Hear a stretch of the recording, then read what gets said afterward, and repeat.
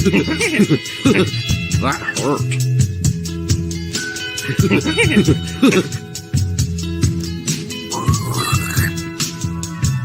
More verticality.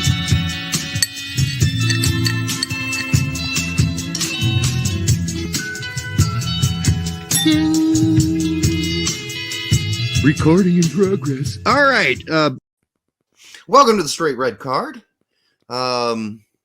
Yeah, so we got a big game to cover. I know some of you might have watched us on Pete's show last night. So you're like, man, I'm sick of these guys at this point. How much do I have to listen to these guys?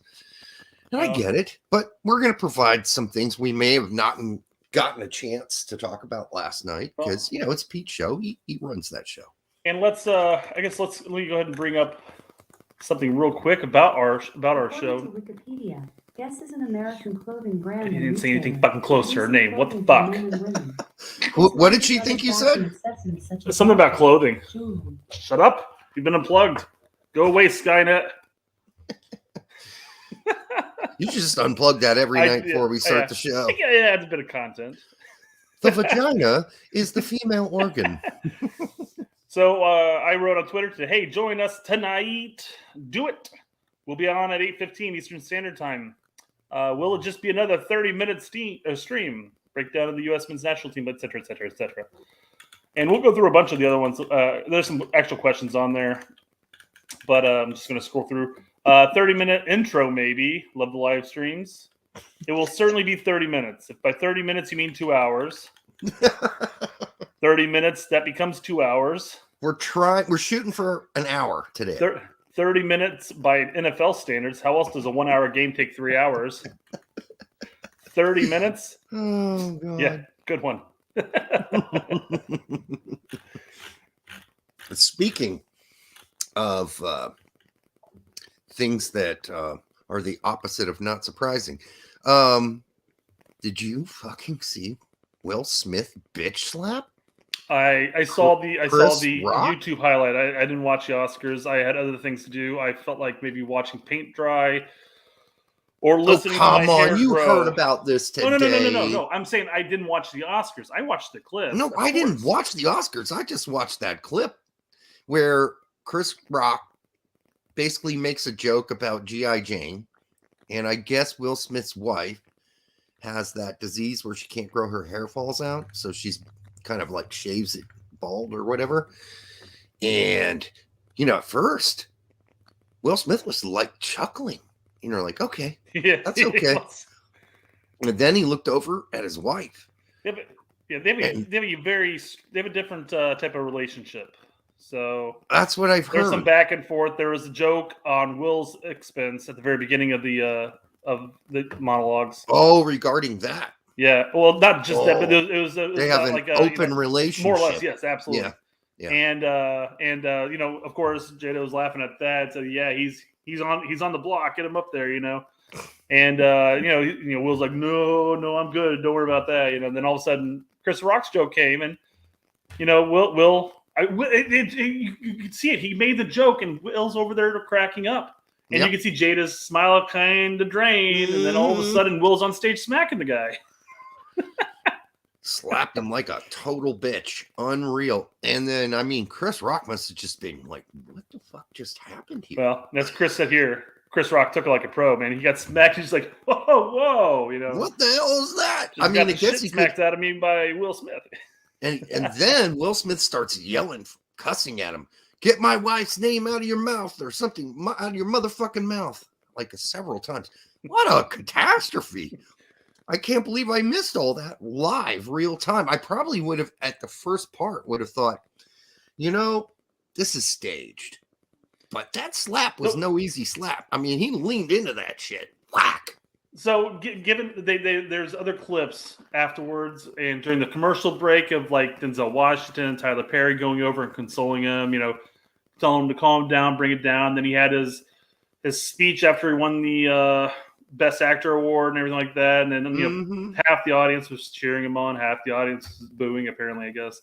But there would be no reason why that would be staged, because even if they came out and said, yeah, that was staged. It wasn't staged. It would be crap. Yeah, absolutely. That's what I'm saying, because there's a lot of people that said it was staged. Now, I will say No. there was one clip. There's one clip. Somebody took a screen cap of like after the smack, like as he follows through, he goes to turn around.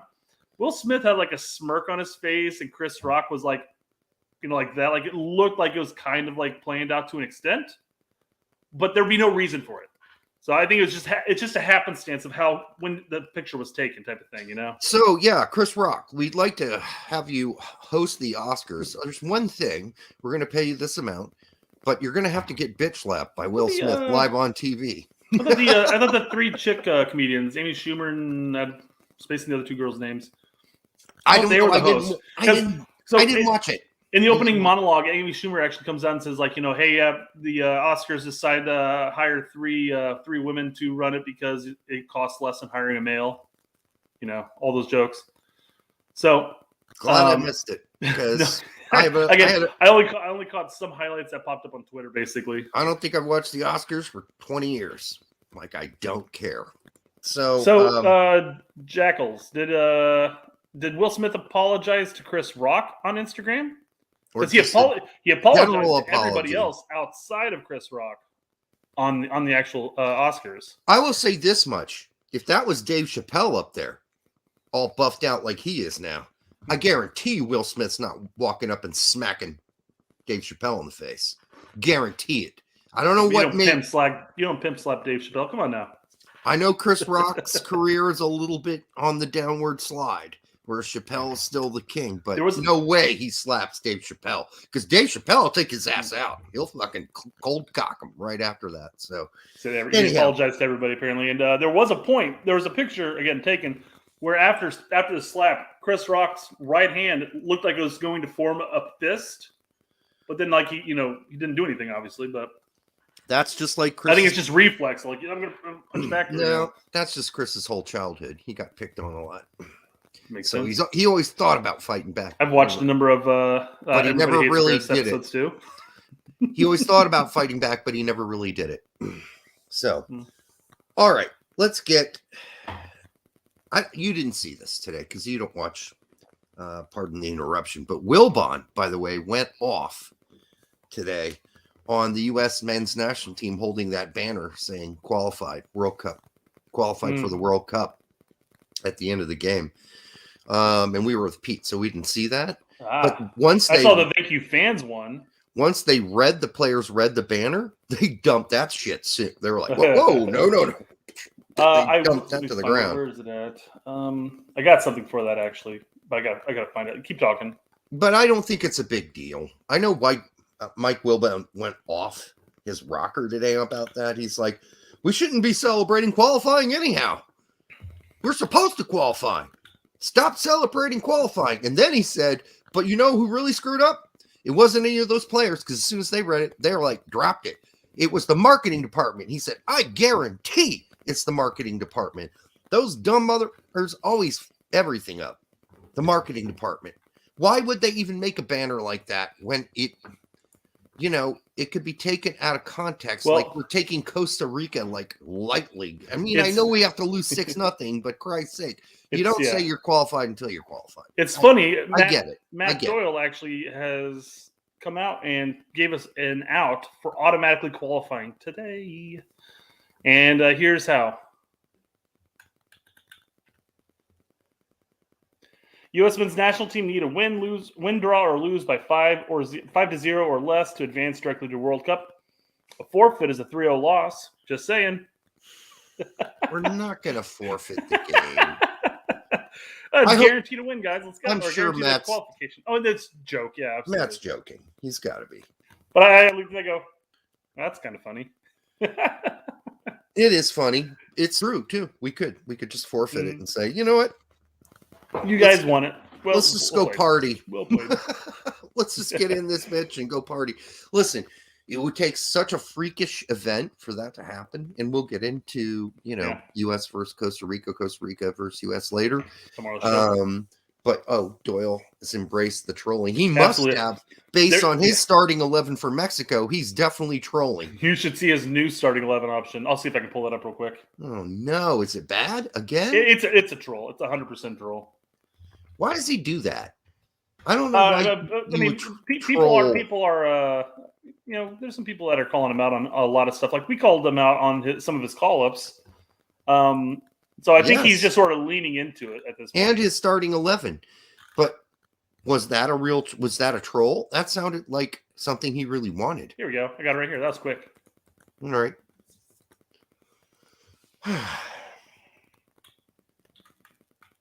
Going wrong way. Wrong way. It's not going to get any bigger. Okay, great. That's really, really tiny. Squint if you have to. I can't read a single one of them. We got Jordy up at the left wing. We got Vasquez. Yeah, he's Omir, trolling. He's trolling. Pamacall, Parks. Trolling. It's Gutman, Trusty. Yeah, it's absolutely 100% troll. And he says, putting together my projected World Cup 23-man roster. This is rough. This is a rough draft. Let me know if I forgot. Oh yeah, he's totally kidding. So, around. No, he's absolutely kidding. He's like we said, he's embracing his troll at this point. Well, if people don't get that, then they're just not paying attention because that's an obvious troll. Although he's starting 11 versus Mexico, I don't think that was a troll. So. It's his World Cup 23. It's a pure troll. Yeah. Yeah, absolute pure troll. All right, so game review time, right? Or before we do that, actually, I watched a video where Filippo kind of went in heavily on the media, soccer media did yesterday. Guess that runs right in with us talking about Matthew Doyle. It does, and it's just one of those moments where it's like he's smelling the food, but he's not understanding the ingredients, so he doesn't get it right, right on. I understand what he's saying, but I think he misses the point in the end, which we've talked about on the show a bit. But if we can start at 22:25 on that video and just play that for a minute or 2 minutes or whenever the statement makes the most, if we both have something to say about it. You just tell me when to pause. All right. Oh, hold on. I don't think I hit the sound. So this is about U.S. soccer media and the old school journalists and all these things. Early in the morning. Not just that, right? We saw Miles have a little bit of a hiccup moment in the last game against Mexico versus Raul Jimenez. This is not 2250. Yeah. Oh, 2250. Yes. My bad. Wait a minute. So the media, it was never 2250. really What are you talking about? With criticism very much, or harsh criticism. And the soccer fans that were fans in the U.S., they were all just, sorry to say it, but it was just kind of like hipster vibes, right? They're just like, peace and love, we're good. Oh, we put in effort, everything's fine, everything's good. They used to be that way, right? But as the sport grows in this country, other sports fans from basketball, football, they come in to watch the game. And they're going to bring in that culture of being critical, complaining, and holding the team to a higher standard. Because in the United Pause States, that for a second. I'm not going to claim that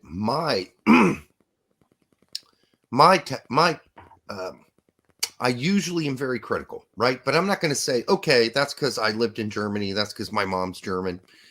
And I don't think that the media is going to change because we're going to have all these foreign media people in the United States. No, still going to be Americans covering the American game. I guarantee that. So I don't think that's what's changing.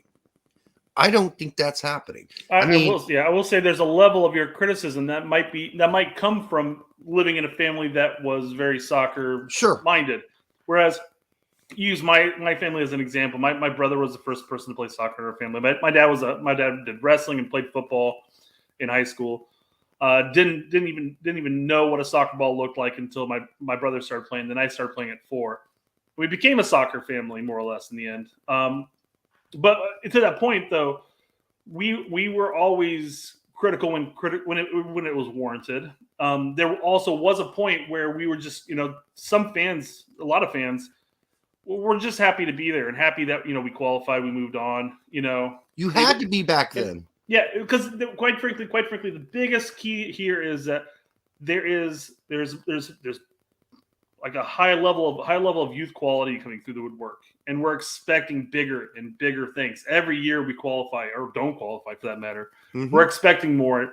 And what the big thing is that there is an audience. There's an audience, growing audience, a fan base, if you will, that is expecting that and will be critical when it's required. But I don't know necessarily if it's just fans that are coming that were former football fans or former basketball fans that came over with it. I think it's just people have more internet access, which means that they can access more games. I mean, hell, we can catch just about every game around the world at this point.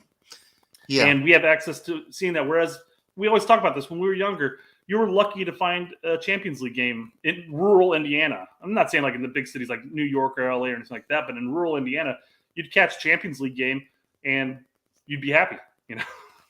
Yeah. So it's a So little bit different. my only point was that I don't think it has to do with the audience becoming necessarily more ethnically diverse. I think it has more to do with the fan base being broader and bigger. And when you do that, though people coming in now who are watching US soccer have come from, as you said, watching the NBA and being really critical on their Twitter, or watching NFL and cursing out Carson Wentz for making another dumb play when he shouldn't have. And that's the culture they're used to. It's very critical. You can be bombastic. You can have kind of a crazy opinion. And I think that's where the transition lies. Not so much in like an infiltration of foreigners coming into the picture. I don't think that matters. I think the other topic, and I think you may bring this up here in just a minute, talking about how with the older fan base, the hippie, you know, happy to be there type thing. Like some of the best soccer fans I know and most critical ones are the older guys that I know. They're grumpy, yeah. Yep, they're grumpy old men. But there's been the debate, and we brought it up a couple times, where there are people like, well, I've been supporting this team for 20 years, and this is the most toxic I've ever seen. It was never this way beforehand. We made that argument that no, it has been. You've just never really been in those. You've never been in the the dark web of U.S. soccer. Yeah, the dark, quote unquote, dark web, if you will. Oh, dude, it was totally this bad before, just on a smaller scale. Absolutely. That's it. You had less access. Again, you have Twitter, you have Facebook, all the social medias now that just it adds that megaphone. Back in the day, if you didn't frequent big soccer, if you didn't frequent any of the other soccer forums, you were never going to see it or witness it. But it was all there. You just had to be more active to see it. We had some battles on Sports Illustrated soccer site. So there you go. I mean, you can remember some of those. It was usually me against whoever, because I was always the dick that would be like, dude, what are you fucking talking about? And then, you know, since most of us agreed, that person would get his ass whooped by everybody. So, all right, Jody, Rail, thank you for the $5, Jody. Appreciate it. Sitting in an Orlando hotel waiting to go home tomorrow. For me, the game was great. Fans were great. Now watching the straight red card, priceless. Awesome. It is sort of a priceless thing. So let's go ahead and let Felipe continue. And here, I just want to pull up this quote real quick from Chambers, because I think anybody against Tack only sees him on Twitter.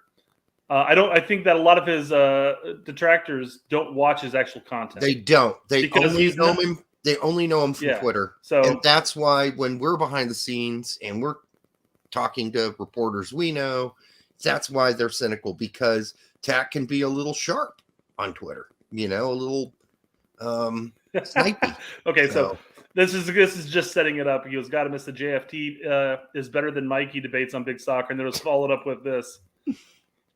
Who is JFT? But then he ends up correcting. He's like Jose Torres, so he figured it out.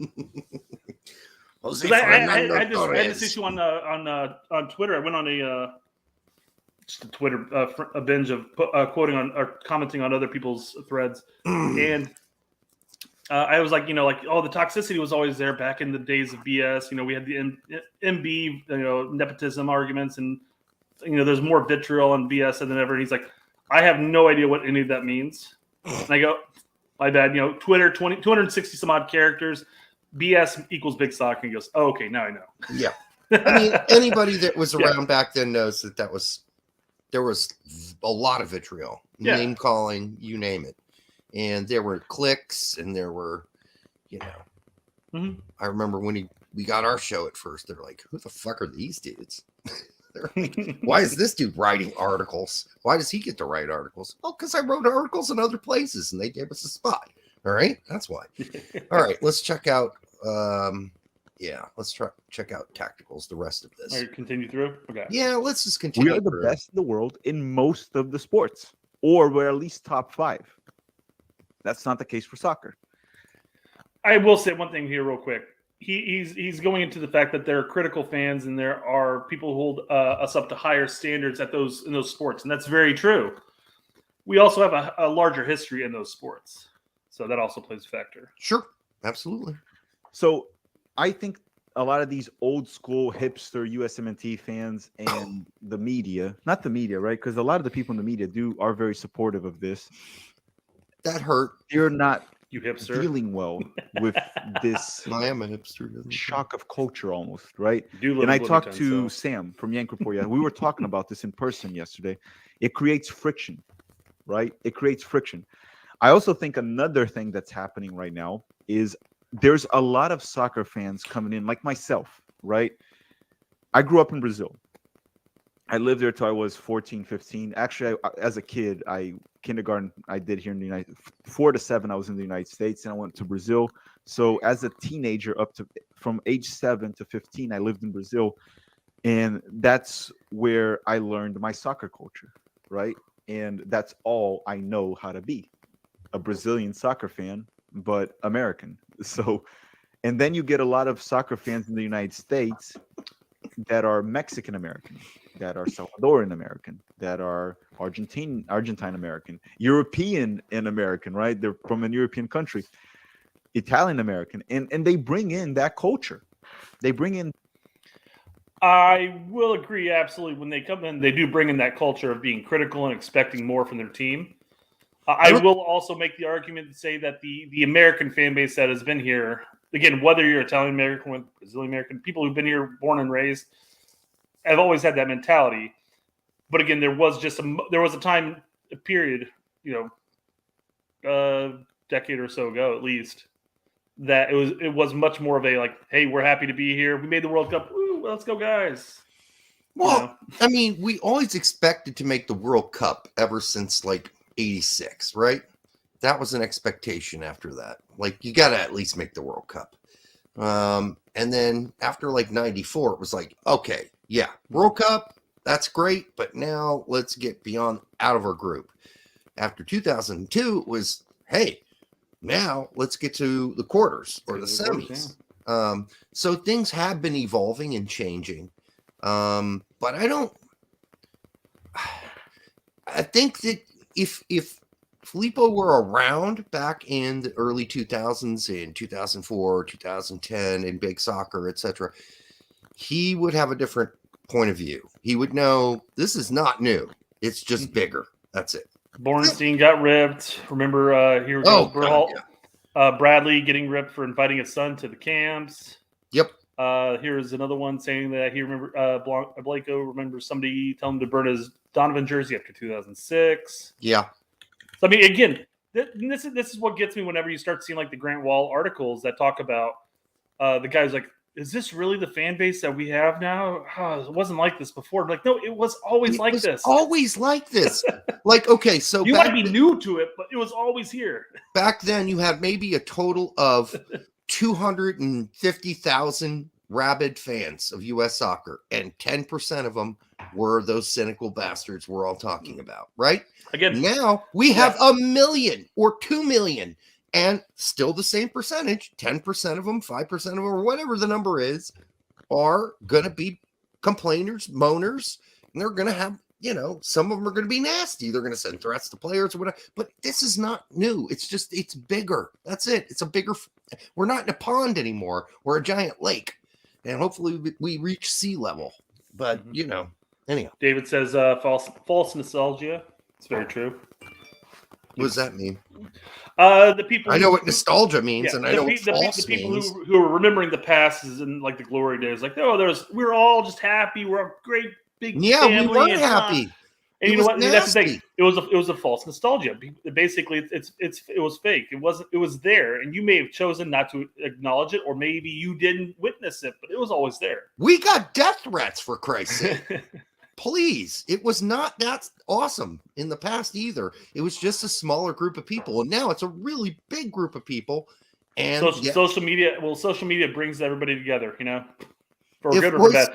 And again, it's not all bad, but people make it out to be bad. If voicing my opinion it's taken as toxic to the brotherhood of MLS, USSF, and some, so be it. I have been watching the U.S. men's national team long before Copa America of '95, and I know how the sport works in the U.S. Ding, Yeah, ding.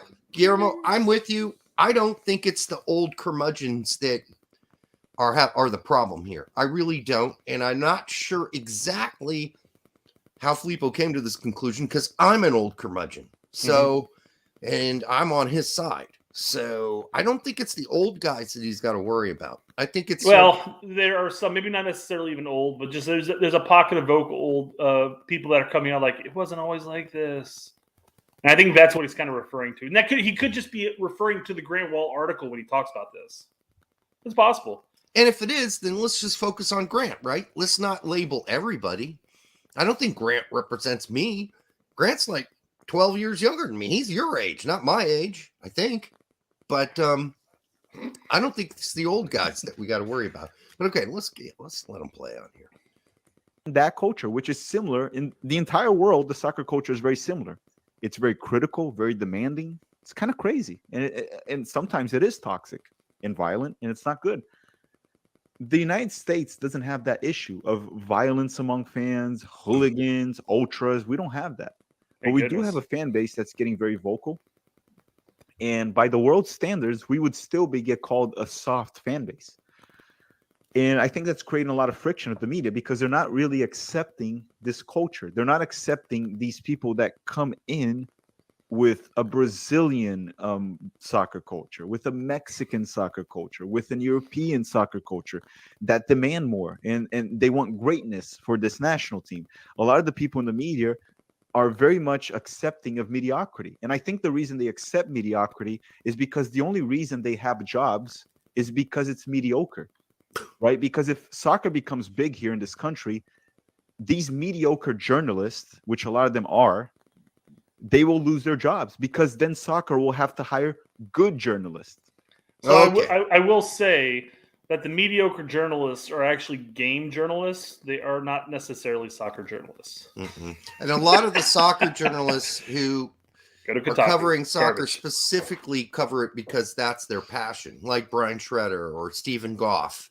Or listen, I can go on listing a lot of good people that do the best job they can do with the circumstances being presented to them, which is, hey, be careful how far you go. Exactly. And that's one thing that I'd be interested in seeing. And I'm not saying that all the journalists would go this route, but if they had free reign to actually, rip in when they want to rip in without concerns of losing their access. Because, I mean, that's what access media is. You have access because you're kind of glossing over a lot. You may try to throw in a couple of things here, but for the most part, you're kind of glossing over a lot of it. So if you had free reign to be as critical as possible, but you still had access to the national team, I'd be curious to find out who would step out of their shell. Yeah, I'm not going to go through a list of journalists that I think do a good job. That'd actually still be quite a few of them that we know that try to do a good job, knowing the limitations. So I don't think that they're the dredges and that as soon as soccer becomes big, they're all going to lose their job. I don't think that's what they're afraid of because they know soccer better than others. I guess when we get it, we talked about this earlier. If we're going to get into specific old curmudgeons and whatever and journalists, let's name them. Let's be real specific about it because otherwise, like he's been very specific about Grant. I don't know a whole lot of other Grant Wahls out there.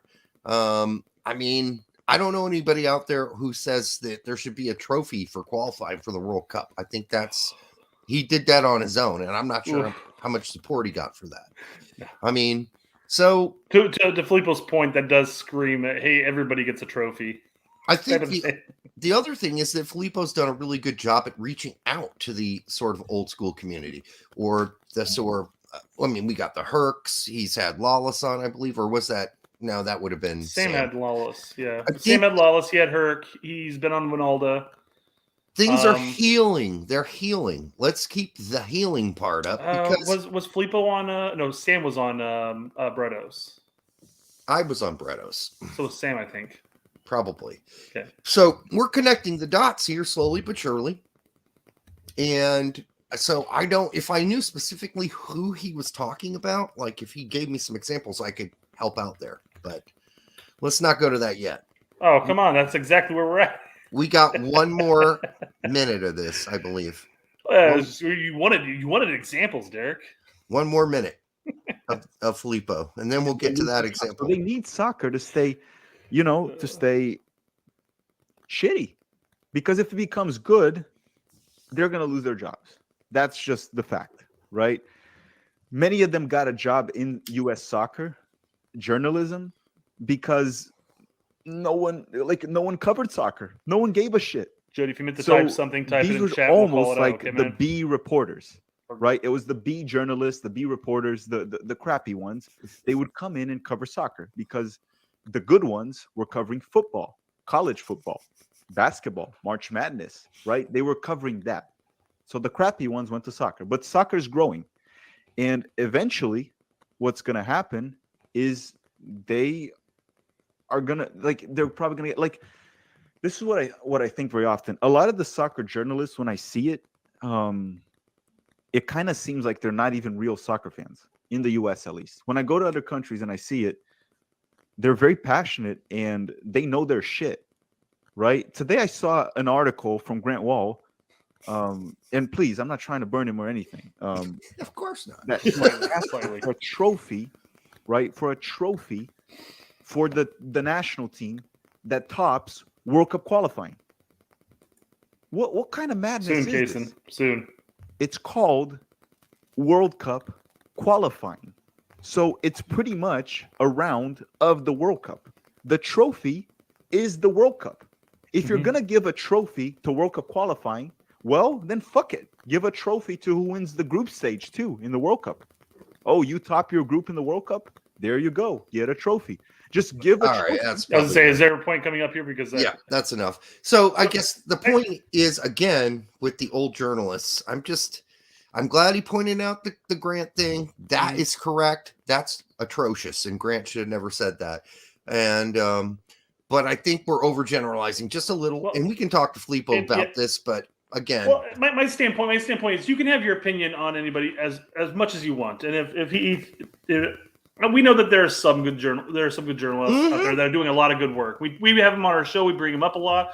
We bring up articles, and like the article I was about to bring up, sometimes there are some really bad journalists out there. So I can understand where Filippo's coming from with this. But maybe if he were to readdress this, maybe he wouldn't necessarily make such a broad scale. And I don't think he is necessarily brushing it super broad. I think he's just making a statement. So let me give you two examples. So when I got into soccer journalism, I had a real job. I just did it on the side. And I often got listed as staff writer, which sucked, right? So none of your articles ever got, you never got credit for them. Until later. Sounds like a made-up story, Derek. Till later I did. I think the first big one was the article on all the players that went abroad and failed and came back. And that one, it's the first one I think I had my name on 365. But look at Shredder. Shredder's a lawyer, right? I mean, he's doing it because he loves it. He's covering this at ASN, and before that, Yanks Abroad. And before that, I think he's done some stuff for Sports Illustrated. But he's doing it out of the love. He's doing it on the side because he loves the game. There are lots of people like that, like Meg. There are people who just love U.S. soccer. They're doing it as a side job. I think Meg might do it full time. But that's how it was back in the day. So I think we just need to have a sit down and maybe like if we could have, I think we should have Filippo on here soon and just talk about this issue and just hash it out and get it over with. I honestly feel if he came on here and he talked about it, it'd be almost a non-issue because he'd probably indicating that it's not a broad stroke across all journalists. There's just been a number of crappy journalists, specific annoying ones. Maybe that could very well be it. And Theo here brings up a great one, and I feel bad because I feel like the guy who ended up asking this question ended up dying that day. Not literally, people, but. He wasn't a soccer journalist, though. So, that's the only thing I'll say. So, in a way, he's right. I still remember that one journalist that said to Bastian, going to take Chicago Fire to the World Cup. And he's like, what? It was a big. So, you must be new here. This is called soccer. MLS, Major League Soccer. I love it because he looked to his interpreter and he's like, Was ist los? This is MLS. This is not the World Cup. Oh All my right. God. Was ist los? Yeah. All right. All right, So, so let's jump into the actual title of this, our topic here. do you really want to? That's a sad thing. I mean, how much is there to say that hasn't been said? I know Jake's review was like 9 minutes long. I'm like, yeah, pretty much. Yeah, that's it. Every opportunity we had to score, we scored, and then we got one freebie, which the first one, Charlie Davis said wasn't a PK. I'm like, dude, he grabbed him by the throat and threw him on the ground. And yes, did Zimmerman go down in a very interesting way? Doesn't He sure matter. did. He probably could have stayed up, but when somebody like thrusts their hands right onto your neck, take the hit, go down. Especially in this moment. I mean, that was a foul, regardless of whether or not you could have seen it. That was a foul, 100%. You don't grab someone's upper body and neck and throw them down to the ground. Yeah. Or attempt to. And then, Zimmerman could have resisted it. And he didn't, because he's like, no, this is a perfect opportunity for me to get a fucking penalty kick for our team. And then he demanded it. Like the ball came to him. He's like, no, I ain't putting this back in play. So you motherfuckers check this I was like, nope, this is mine. Yep. Yeah, don't put hands on face. He knew that was going to be a PK. So that was great. And then, yes, you have to say that Pulisic was super confident on both PKs. He was a bulldog that night. He had a big attitude. It was great. Great to see that from him. Yeah, I mean, again, we brought up during Pete's show. My only criticisms with Pulisic is that there were times where he still had a couple sloppy touches checking back onto the ball. But again, I stand by the fact that regardless of who we're playing, Pulisic is going to have somebody attached to his hip. So it's not always going to be the neatest and cleanest of touches at all time. And that's a very, very minute thing. I thought he had a great game. And obviously when you had a hat trick, it's hard to say anything bad about him in the end. So I thought Pulisic was great. I thought Luca De La Torre was great. I went back and rewatched the clip that Dispossessed posted on Twitter today. If you guys haven't gone and or followed him on Twitter, follow him on Twitter. But yeah, Luca De La Torre played great. And the only thing that frustrates me about that is that it took so long for Berhalter to finally get him in there. Yeah. And was it during Pete's show? I think it may have been during Pete's shows. Somebody had said the Scally controversy. Well, just the fact that people are so up on Scally is weird. And it's just weird. It's the same thing we said with Luca De La Torre. And look, I'm not saying that Scally's going to come in here and ball, but I mean the guy fucking starts most of the time in Bundesliga. And how many people went online and said, "Oh, you guys and your Luca De La Torre, shut up! Just shut up about 0 that." goals, 0 assists. Yeah, I mean, even Shredder basically told us to shut up when we had him on the show. I mean, he didn't say shut up, but he was like, well, I mean, the big thing he's is overrated. He plays for an average MLS team. I'm like, well, that doesn't matter. It doesn't matter what team he plays for. He's playing well. Yeah. Well, if that's the argument, then we can't have any MLS players on the team if you're going to make that argument for him. So it is what it is. So and we do have MLS. We had an MLS player. 2 of them scored last night: Areola and Ferreira. Yeah. So starting center back duo. Yeah, but it's not an MLS for the most thing. part. Yeah, it's not an MLS thing. We don't give a shit. It's shit. It's just shit argument. But yeah, so Luca was great. I don't know. Zimmerman's been a rock, and he's been a rock all qualifying. I think Jake gave Jedi the man of the qualifying, and I could see that argument. But I think Zimmerman was probably more consistent and more of a rock for the U.S. Jedi had 2 assists last night. Oh, no, he was productive throughout qualifying. He's very good. Don't get me wrong. I'm not saying just last night either. Yeah. He said all through qualifying. And Man, Jedi was solid all through qualifying, but I'm just saying that when you look at the players and their positions and stuff like that, Zimmerman's been a rock the entire time. Yeah, I'd have to go back. But for me, I mean, I was surprised that Pulisic got the armband last night. I'm surprised it wasn't Zimmerman or Adams, frankly. But no, Pulisic's been running on all cylinders, not only for club but also country recently, and he's got some piss and vinegar in him right now because he wants to qualify. He's pulling out last cycle through, and I hold the game for that reason. I've never seen him that, pissy. That's a first for me. He was Yeah. pretty pissy That was last fun. night. That was He fun to was see. didn't want to take any shit from anybody or anything or whatever. It's not he's a world beater. It's that it's blatantly obvious he's better than Bello, Moore, Vines, Cannon. No, Talking about Scally, yeah. I would agree he is. But as somebody said before here on the show, it takes 3 camps to understand Berhalter's system. 3 camps. And he's only got 1. He's too short. And he has not watched enough Berhalter PowerPoints. Al Weinstein, Jedi had most G plus A in World Cup qualifying, tied with Pooley. Hey, I like that argument. Mhm. I've been a big fan. I think, geez, this Anthony Robinson is so different from the one I first saw 2 years ago.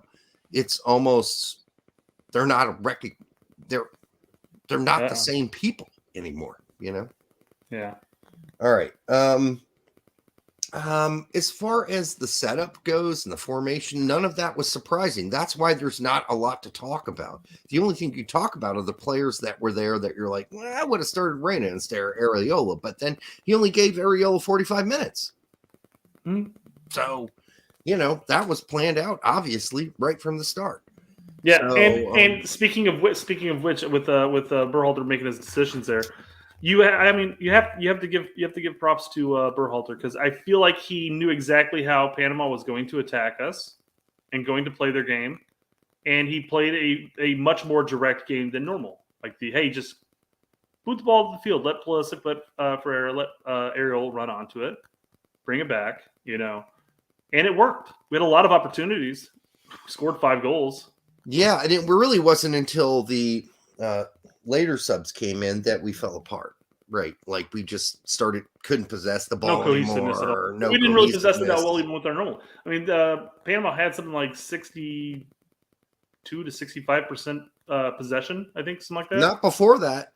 Not before the subs. They did. I said it during halftime show. I think Panama had something like 68, something crazy like 68% at halftime. I will pull out not now. Pull it up. I don't have time to pull it up now. But I will pull up. I'll pull up Tax's show and go back to halftime and find it, because I pulled it up and I said it on. That's what I said. I meant to say Pete's. Yes. Tax. Okay, that's fine. But I thought it really fell apart with the subs, with Lucio. Oh, absolutely, yeah. It's just Morris, no cohesiveness at all. Nothing Costa, moving into the attack yet. Absolutely, it died at that point when you start making the subs and everything. It just looked broken after that. Like, okay, well, we're up. We're up. So fuck it. That's always been the talk when you talk about like friendlies. Like when we had like 6 subs for friendlies back in the day. Now, mind you, it's more or less the same thing now.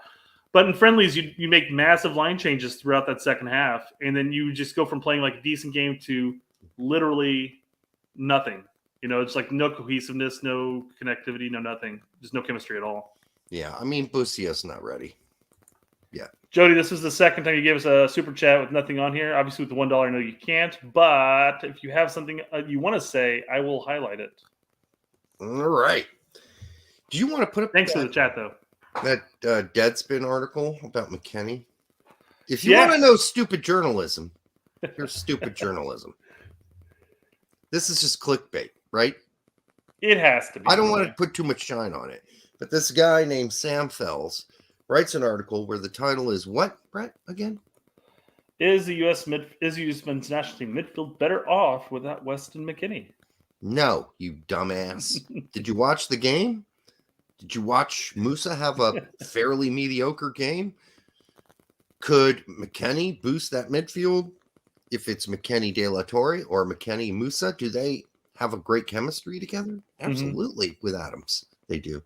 So that's some serious clickbait, isn't it? Ouch. Well, it's absolutely clickbait. And I actually went through, people are like, oh, for fuck's sake. Fuck, no. I actually went through and I read the article, and I lost more brain cells than I did when I started drinking this bourbon tonight. And I felt bad, because if I would have scrolled down the chat, I would have seen this. You want me to read this? I'll save you a click. Yeah, go ahead.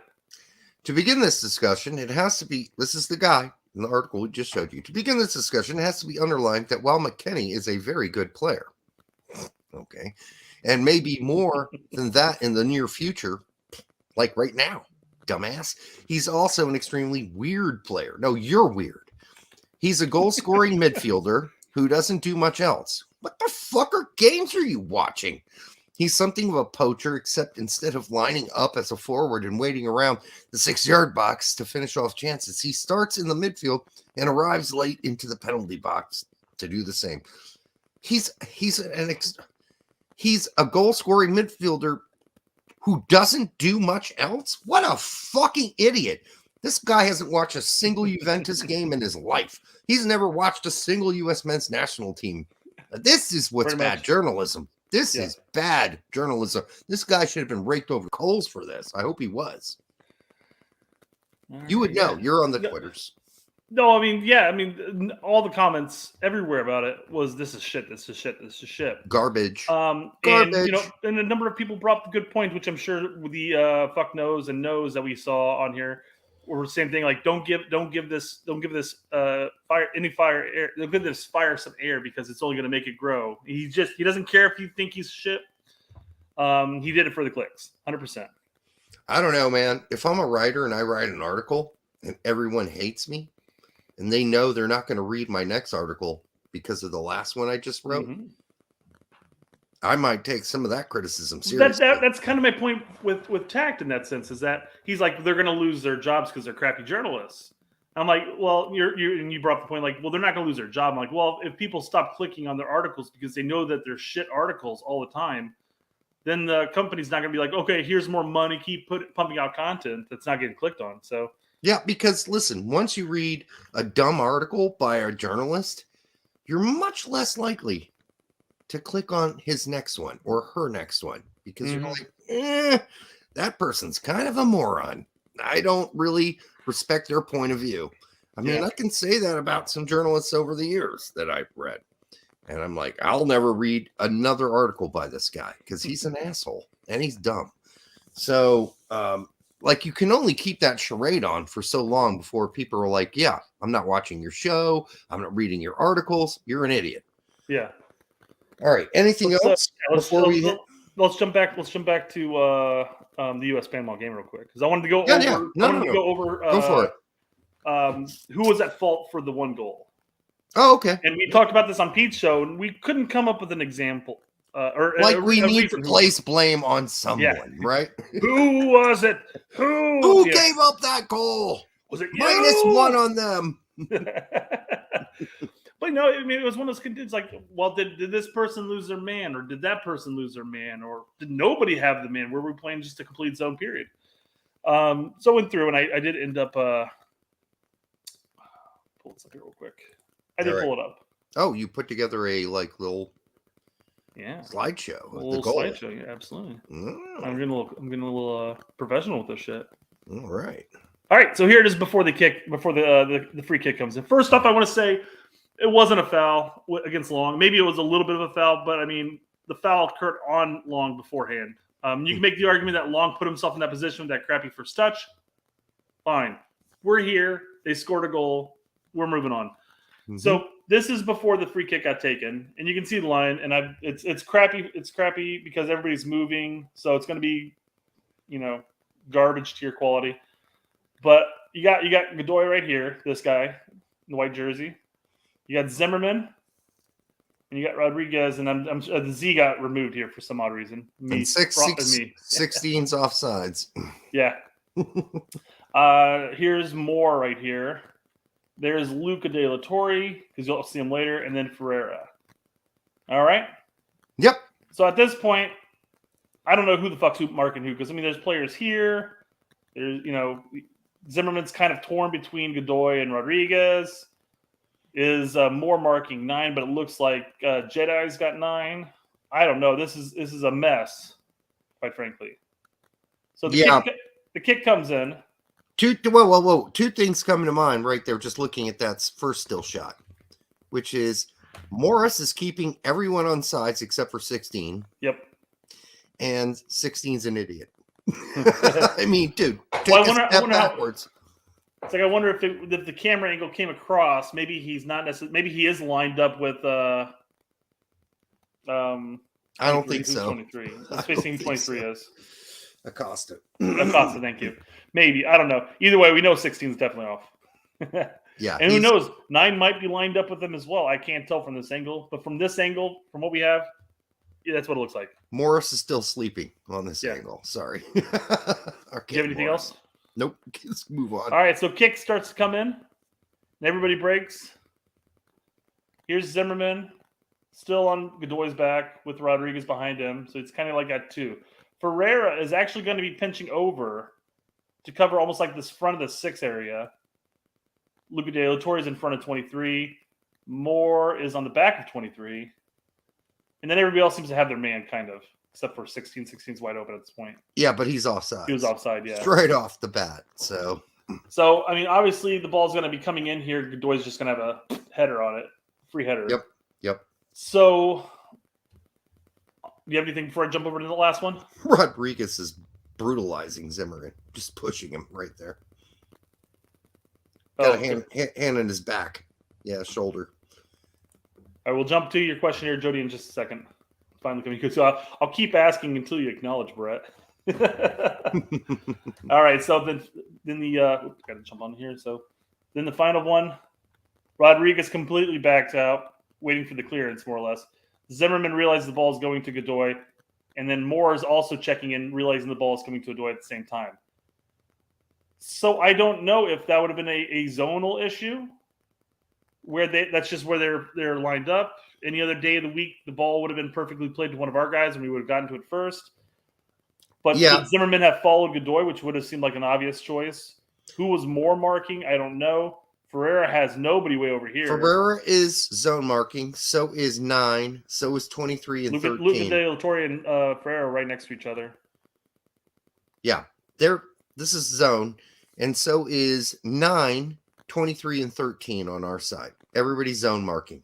And in many ways, 9 and 16 for Panama are offsides anyhow. Especially after the header comes in, yeah. The only guys man marking looks to be Moore and Zimmerman. That's it. I mean, yeah, that's it. They're man marking. Zimmerman's assignment is Godoy. Wait a second. Hold on. I'll come back to you, Jody, in just a second. But Dan has a great question. Where is Miles? Is this Miles? Who's that? I thought that was Jedi. Could be Miles, but I think it's Jedi. What number is Miles? That's Jedi's right there. That's Moore. Where is are Miles? we missing Miles? Where the hell is Miles? I don't even see him in this.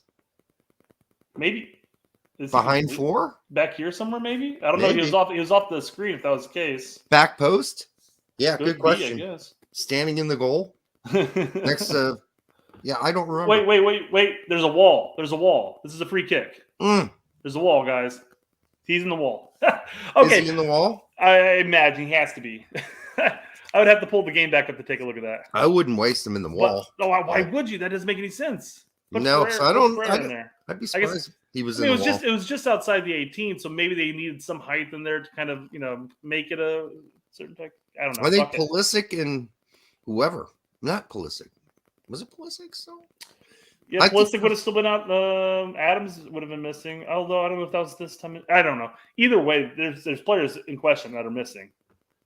Yeah. Probably in the wall. It's 3-man wall probably. It's right there off the 18. All right. 2-man wall? 3-man? Okay. Back to Jody's question real quick.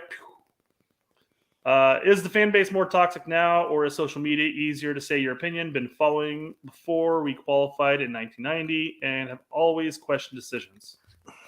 It's not. It is more toxic just because there's more people and there are more ways to yell out loud. That's it. But big soccer, smaller crowd, still had the same percentage of toxic people or whatever you want to consider them. It required people to go to that site, get into a forum, click on a specific thread, and scroll through and follow.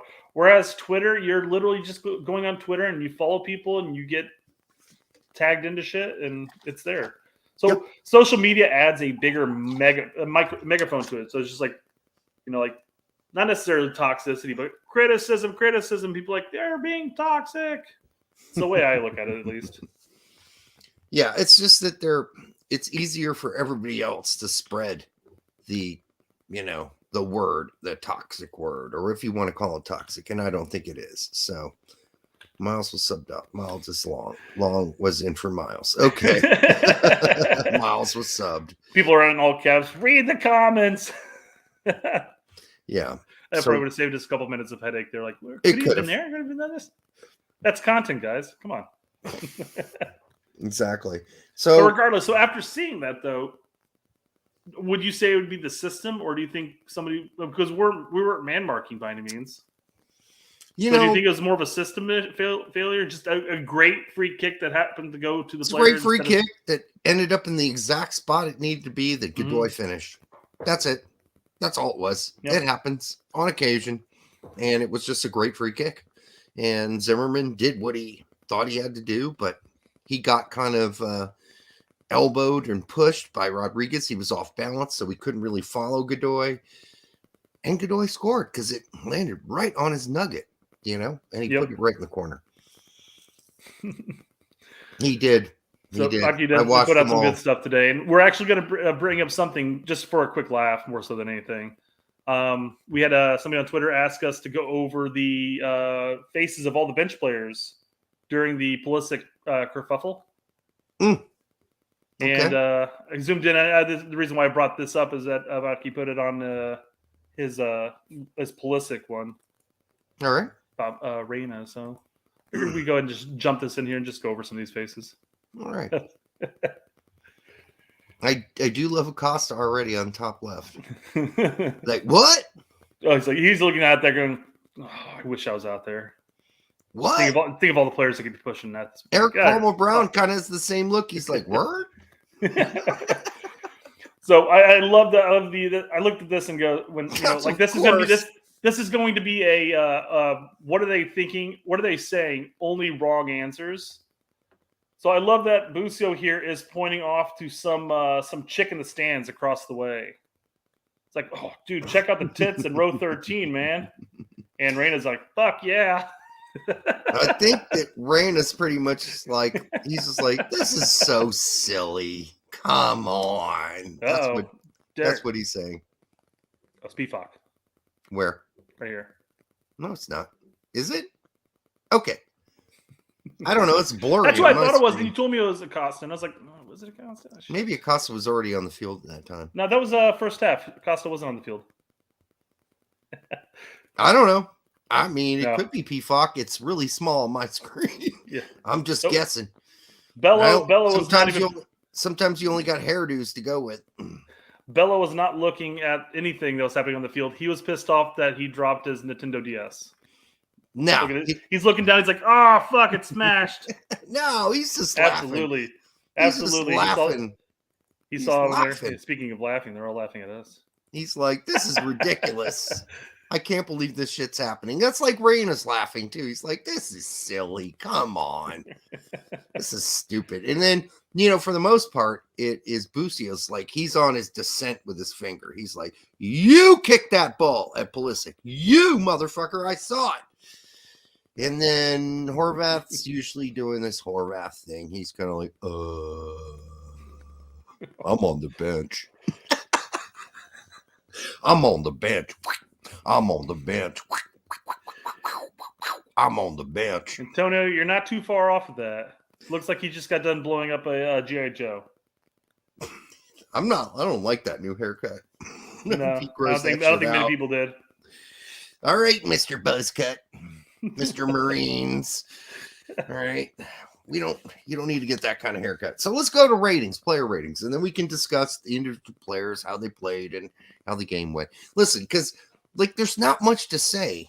Greg put out a decent team. The decent team took advantage of every opportunity they had to score and did.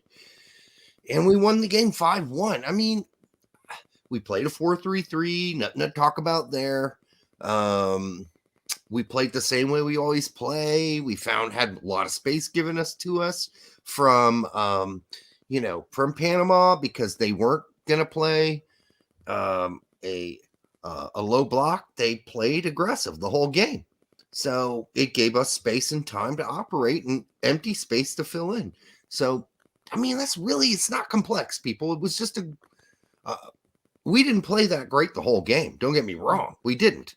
But we took advantage of every opportunity given to us by that team. And we beat the hell out of them. So Ryan calls you out on your toxicity, Derek. We're talking about his hair. Is that toxic? If Gio had his hair, he would have scored that goal. I like this guy because Mike Latoris has been showing up on all these shows now. And, Mike Latoris. It's funny shit. Mike Latoris.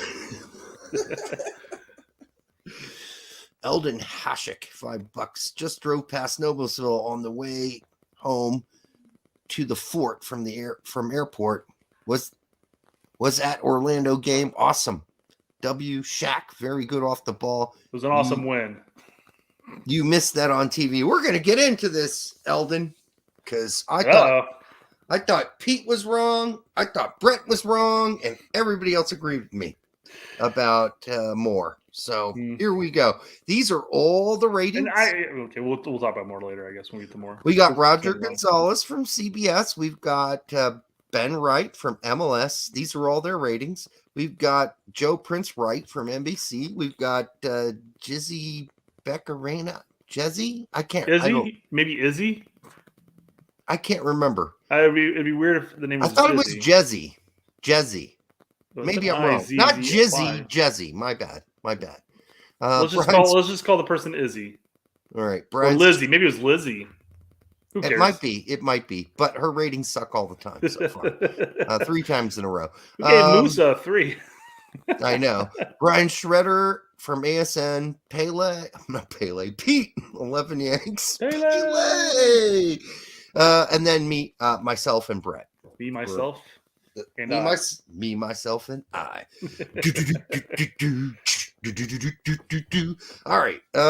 So I guess what comes out of this is the yellow indicates outlier scores, right? Those are like what scores? And Brett, you got a couple of them. We'll get to those. So in general, everybody gave Stefan a 6 or a 7 or a 6.5. Only Shredder gave him a 5, right? That's the lowest I've seen. So he must have thought Yedlin had a very average. Stefan had a very average. Stefan had a very average to boring. So did McKenzie. Yeah, exactly. Does he get a 5?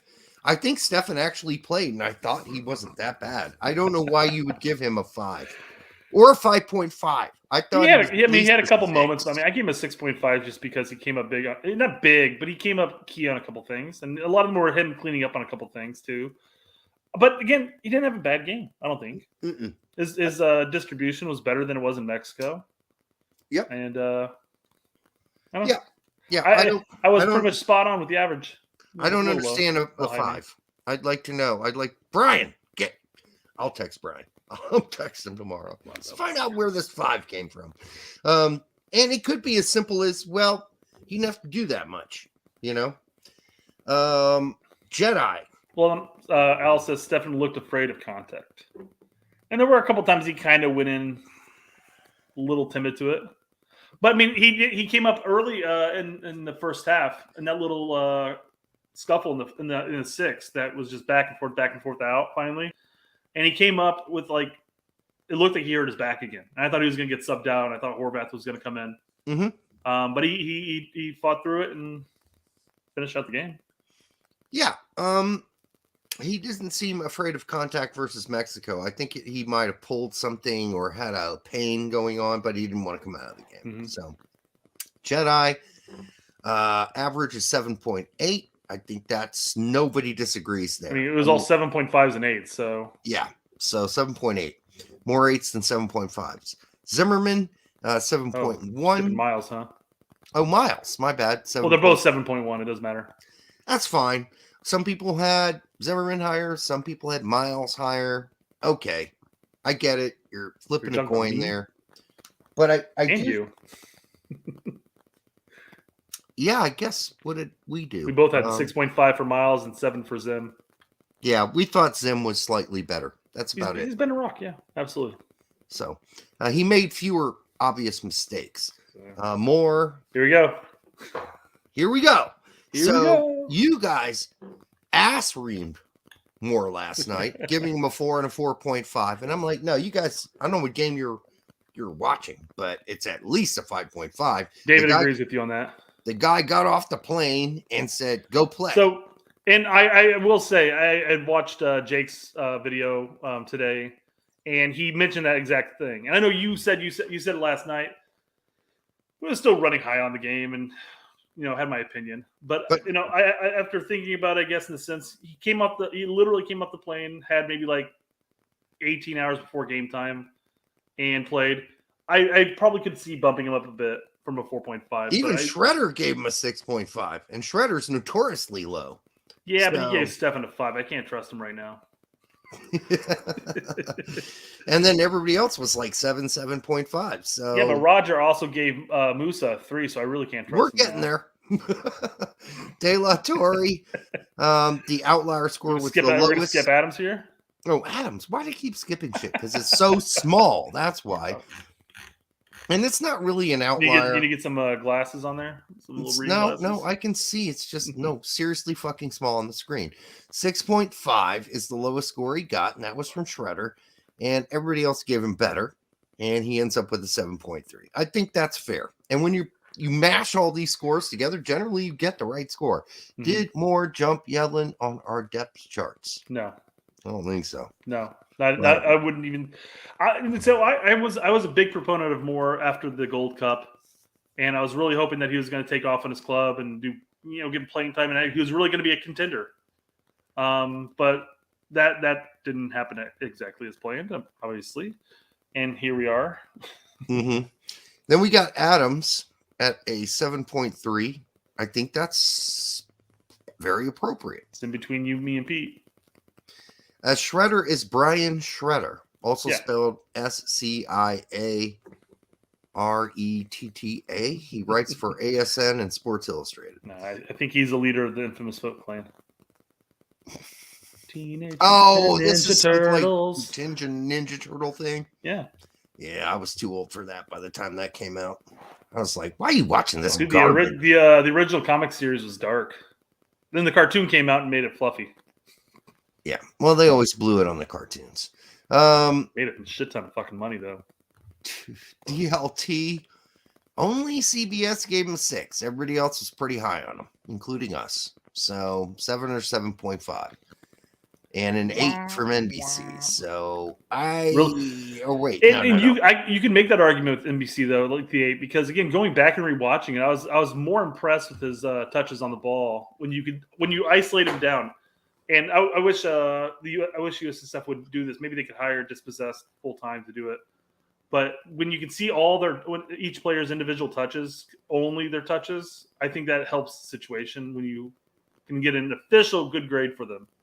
Yeah, whether it's good or bad. When you're talking about a 90-minute game and you're trying to break it down, some bad plays might stick in your mind more than the rest of the good plays, and they get a lower score than probably what they deserve, or a higher score if they do really good things, even if they had a bad game.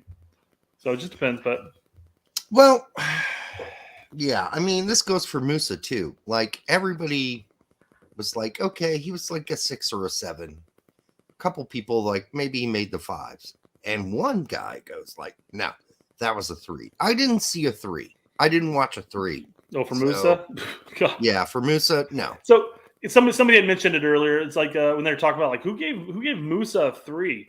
And it's like Musa didn't have a good game. He just wasn't as instrumental as he could be in the game. Yeah. So in the end, we gave him. I gave him the lower end of the shtick in this one with a 5.5 because I thought he had an average game because he wasn't as instrumental as he could have been. Yeah. Pulisic, 8.8. For good reason. Hat trick. You get a hat trick. Yeah, come on. You just got to give up the score. So pretty much everybody with an 8.5 or a 9. That's it. Yeah. Across the board. I mean, I don't know what else you can say is that he played within himself, and he played his role, and he scored goals. 2 of them were freebies. I get it. But those aren't like stepping up to those with that pressure. Man, he made them look a lot easier than it could have been. Here's a fun stat for Luca De La Torre. So we're averaging 4 goals with Luca when he starts, and then when he doesn't start, we're averaging 1.6. I like that. So Good job, Al Weinstein. Good job. all right, we're on to Areola. All right, Areola. So, yeah, 7.8. I thought that's a little high because I gave him an 8. I know, I did. What was I doing at the Hey, time? he had a really good first half. I mean, he had a really good half. I mean, how could you argue with this half? I mean, he did a lot of good stuff. He had that one outside of his goal, of course, and his fluky assist. People call it assist. People were saying it wasn't an assist. He took a shot. It got deflected off the defender. Then he bounced back off of Ariel's foot to Ferreira. Yep. So I'm chalking that up as an assist. So even though there may not have been intent by any means, but it still came off him last. He played 45 minutes and he played really well. I just find it hard to fault him for much. Yeah. He went out before he could do anything wrong. 7.8. Yeah, I guess I'll live with that. But he also had the one play, I think Jedi crossed it, and there was a long cross, and Ariel headed it back to Ferreira, who had the bicycle attempt. Mm-hmm. So I mean, he was instrumental in a lot of opportunities. One goal and one quote unquote assist. The next one is Jesus, right? And only you and Pete took a big dump on him. Everybody else. I'm sorry, but you gave him a 6. I gave him a 5.5. We're splitting hairs when it comes to a big dump. But a 5. Come on, Pete. Come on. He said he had an average game, and I mean, he scored a goal. That's not an average game. You get a bonus point for that immediately. So, anyhow, I gave him an 8. I told you both suck last night for the score. Anyhow, Reyna. 7, and now we're getting into like the replacements. I don't know if I want to go over these because like Reyna did play a lot, so yes, he does get a score. It's 7.0. Some people less than others. I thought his through passes were fucking brilliant. I don't know how you give him a 6, but okay. And then Acosta, 2 6s, but everybody else is pretty consistent, so he comes out with a 6.9, which I think is very fair. Spot fucking on. And everybody else, yeah, fine. Greg, an 8 by those who rated him. An 8. Did Pete? I'm fine with that. Did you not go back and look at Pete's? He didn't give one. Oh, okay. So did we not give him one, and then you just asked me? Yes. Okay, yeah. But I thought we had talked about it. Anyhow, and you said it was an 8. You could. There's not much you could dock him in this game, quite frankly. I mean, he put the right roster out there, and I mentioned earlier that quite frankly, I felt he outcoached Panama in this sense, that he knew exactly how Panama was going to address the game, and he countered it with an approach that he normally doesn't take. The whole get the ball up the field as fast as humanly possible approach. Not necessarily just long balls by any means, but the very direct approach that we used to play at least. That hasn't really been his MO. It's usually let's bring it up the field together. And I mean, he knew that Panama was going to be pressing and pressing and pressing. And it's just going to open it up. So again, hard to dock him at all. Yeah. So let us know if you like us doing this or do you want us to go back to grades? Because it was sort of like, I don't know, 90-10. Like 90% said, yeah, do this. And then like 10 were like, yeah, we liked it better when you gave people, A, B, C, D, E, F, or not E, but you know what I'm saying. So do we have any other final questions? Because we are hour and 14 in. I wish we were a minute and 14 in, but we're not. And we got another show to do. So I take whatever questions are left. Yep. Let me just take a look at our. And then the next show after this show will be the preview for Costa Rica, who we think is going to start, blah, blah, blah. Yeah, I know. Casanova he mentioned that in the prior show, that he liked the grades better. So, and then... Hold on. I like this better with your scores. Okay, I misread that. Yeah. So Jody also says he likes this route better. okay. So again, yeah, it just seems like a. I mean, the tough part is everybody does it out of 10 except for us. So it's like, do we make them come over to our dark side, or do they come over to, we come over to their dark side? And it's all subjective, anyhow. Yeah, but I like the grades. Wait, he said I like the chart. Sorry, I was clicking on it and moved. Casanova said grades. I know I like the grades too. At the same time, I'm kind of a stat nerd, so it's He kind said of it's cool. weird seeing our faces. We've been on for a couple months now, dude. It's not that weird. Where's rolled on? He was on the bench. Here you go. Let's make it complicated. Let's do both numbers for the chart and then also give our grade. Just give a grade too. I'm gonna give him. Here's how that would look though. We'd go. Jesus got a 5.5. I'm gonna give him a B minus. Yeah, exactly. Or a C plus. And people are like, "You gave him a C plus? You said 5.5. You're giving him a." It's like, well, yeah, kind of. Yeah. But only weird when Derek is clean shaven. Yeah, that was weird, guys. I admit it. I promised never to shave that much again. So we're going to go back to the bearded look over here.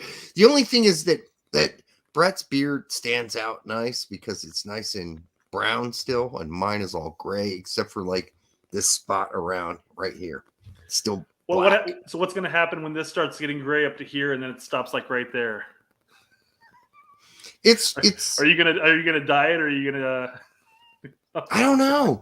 If it were all gray, that'd be great. Or all black, that would be great. Or dark brown, But this mix thing makes it look weird. It's like, what is he? Is he a fucking gorilla? He's like, salt and pepper. The silverback. Yeah. Yeah. It's like he's got black, he's got gray. What the fuck's going on? Is that a beard, or is that just blank spots in his beard? No. That's all beard. It's just some of it's gray and some of it's black. Sorry about that. All right. Given the Costa Rica have a yellow card trouble that applies to the playoff, as per Brian Schroeder, who we trust and love, do you think Greg will not play core players to not risk injury, given CRC likely won't play their A team?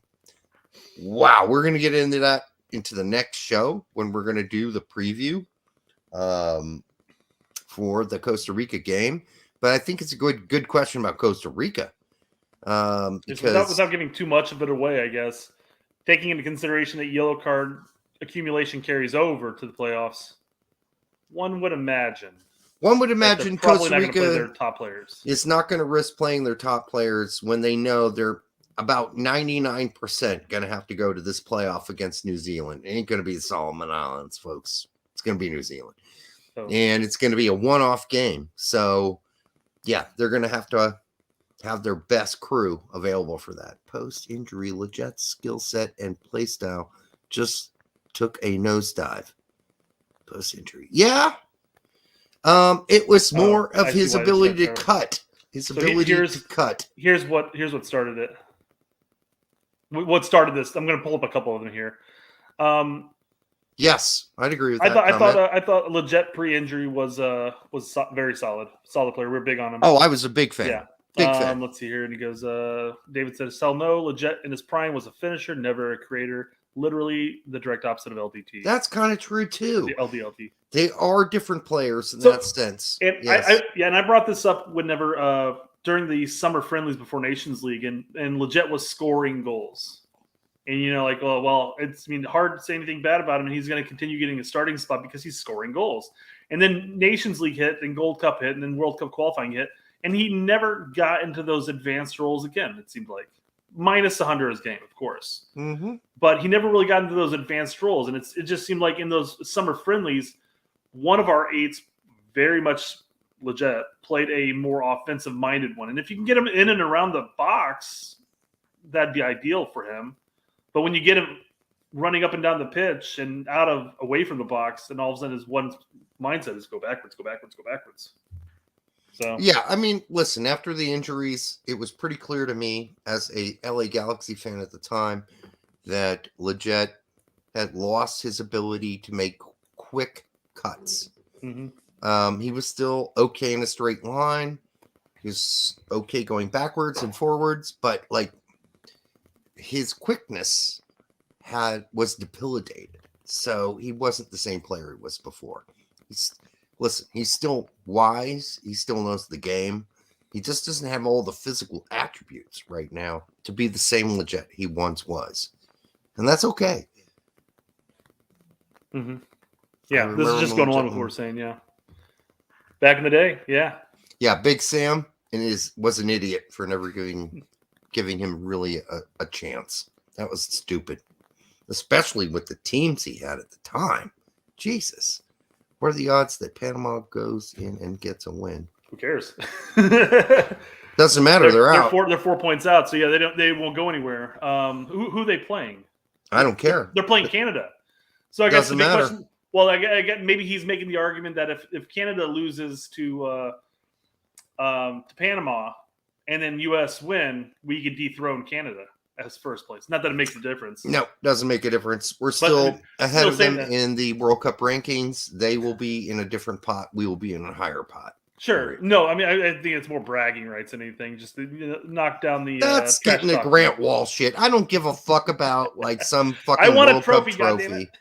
I don't care about a trophy. Fuck this bullshit. Just qualify. He goes, I won first place, damn it. I don't care. Just qualify. Even if we start our C team, we're not losing 6-0. No, we're not. We'd have to play a field full of hamsters. That's what would have to go down for that to happen. And no, we're not going to do that. And we'll go through our starting 11 for the Costa Rica game in the next segment. But Silent, thanks for that $5. We appreciate it, man. We do. We love you. Okay, U.S. Keyboard Warrior says stock up and stock down so far for this window. I guess the easier thing would be, is there anybody who has a stock down? Because, I mean, there are a number of players. We've had great games. I thought the Mexico game was great, despite the fact that we didn't finish. And I thought, obviously, you can't really discredit anybody on the that for a stock down, at least, against Panama, because who would you stock down, Pepe. PFOC. And not all their fault either. What about Morris? Stock down. Has to be stock down at this point. Yep. Morris stock down. Lucio stock down. I thought his minutes out there were not good. Oh, great. I mean, if you're going to get that many minutes, I'd say stock down is PFOC, but you have to have stock. Well, we've had a few investments in him along the way, but it's kind of hard. That's a harsh thing to say because he had one chance and he flubbed it. So, and he didn't have a great game outside of that either. But and then Pepe again, didn't get many opportunities. Yeah, it's kind of hard to like go stock down, but then Ferreira came. He came in and scored. I mean, that's the big question. But by default, if Ferreira's stock goes up, does that mean that the other nine's stock goes down? And quite frankly, does Ferreira's skill set play better as our potential quote unquote 9, given who's around him? A more athletic, a faster, I don't know, type of player. He plays more or less. He used to play as a 10, predominantly for FC Dallas, if I recall correctly, or played as like a 10. Checking back into the midfield and then bringing it up. Yeah. I just stock down's kind of hard. Those are the ones that I can think of. And again, we've had 2 good games this window, so I mean, I can't say too many stock downs. Yeah, that's about it. That's about all I got. We got more. It's fucking hour and 24 minutes here. There you go. That's a Ariel stock up. Yeah, slightly. There's a bunch of people making fun of us for doing 30-minute shows. Here we go. This is jumping into the next segment as well. But spoke to a lot of Ticos today, and 100% of them are saying going to the World Cup far outweighs beating the U.S. on Wednesday. Key players are saved, is what he said. Yeah, very believable. And being the fact that they got to beat a 6-0 to even have a chance, and they know that's not realistic. They might just play some backups. I think we lost them 4-0 in San Jose last year, right? Could have been. Don't remember. Regardless, it was a really bad game. Saying that, I don't see this team losing No. by that. No way, no how. There's no way we're losing 6-0. So, I mean, I think that if Costa Rica are smart, they just say, listen, we know we're going to have to play this play-in game, so let's keep everybody fresh and unyellowed, double yellowed. So, yeah, I think that's good. Adam says, yeah, each time the Geo came in, he only had a short period of quote-unquote normal offense. I think he was just taking advantage of his time. And I mean, even when the quote unquote normal offense left, he still slotted a couple through balls that could have created chances. Yeah, I'm actually rewatching it right now. All right, I think that's going to do it. We're going to our hour and 24 minutes. So yeah, Jesus, it's our range. It's where you go as every single game or show. Doesn't matter. We're dumb. All right. Until the next time on the Straight Red Card, make sure you like, subscribe, share it with your grandma. Check out the merch. We're selling a lot of merch. So the first person to show up with a Straight Red Card, anything. And if anybody was on the TV for the Panama game, get a screen cap, send it our way. We'll give you shit. Yep. If you were wearing one of our shirts at a fucking actual game, U.S. men's national team game, just screen capture that shit, send it to us, and we'll buy you whatever you want on the list of merchandise. One of. Yes. That could be I a want mug. 10 of everything, Derek. Could be a mug, could be another shirt, could be the hoodie, whatever. Just let us know. All right. We love you. We appreciate your support. It's been a good run, and we're just going to keep going forward from here until the next time on the Straight Red Card. This has been Brett and Derek. Good night.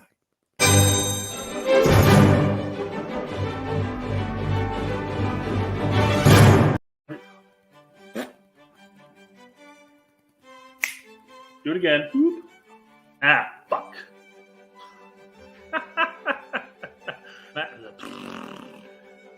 And like it. That's way too many likes. I got a comment on a channel. Fuck. Oh. Yeah. That should probably do. That should probably do. That should probably do.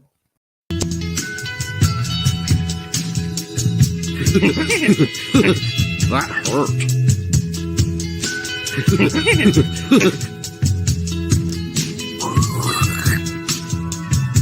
More verticality.